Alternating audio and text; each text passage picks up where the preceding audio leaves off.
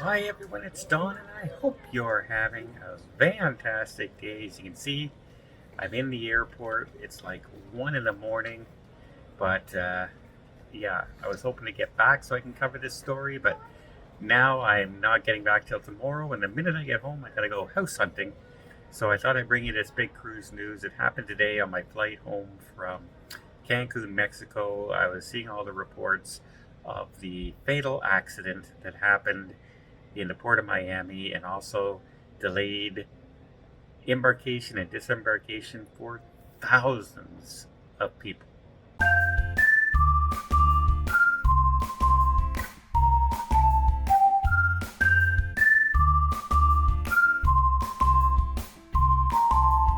Unfortunately, today there was an accident around 3:30 in the morning just outside in the main harbor of Port of Miami, and that was involving a 30-foot vessel as well as the Fisher Island Ferry.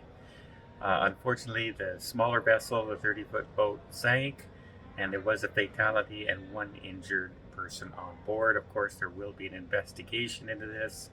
The cruise port was closed because it's the main area to head back into Miami for the cruise ships, and they couldn't very well go down while there was a boat in the harbor sunk there. So they had to wait till the boat ex, uh, got raised and pulled out by rescue workers.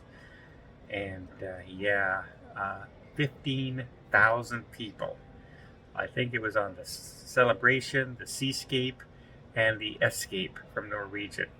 All delayed getting back to port. The port reopened around 2:30 in the afternoon, which allowed the cruise ships to pull in, which means, if you know what I mean, normally they're pulling out between 3 and 5 o'clock out of the harbor, and they hadn't even started unloading their guests yet. So imagine the Miami airport was just an absolute disaster with 15 to 16,000 people looking to get home. Now, not all of them obviously were heading home. Some of them were flying into some of them obviously were flying into my home and that, but some of them drove to the port, and so. But even if 1/3 were not on the port, you could only imagine 10,000 people trying to hit the airport and find new flights. Maybe that spread to here because all my flights here out of Montreal were also canceled for some reason today. And it could be as simple as a lot of the flights coming from Miami and other places were uh, didn't get off the ground or didn't happen because they're all missing crew. All missing crew. Every flight here in Montreal. To the point where at 9 o'clock they shut down all remaining flights. I think out of 50 flights, 7 took off. And it was a complete mess here at the airport. I can only imagine what it was like in Miami when all of a sudden 10,000 people ascend onto the onto the airport looking to get flights and flights home. And I imagine no easy feat to find hotels neither when that many people are all scrambling for hotels because their flight's not now till the next day, maybe even a couple days after that. But again, some tempers were flaring and things like that, but you have to realize it was a safety thing and it was an accident, and unfortunately there was a fatality involved.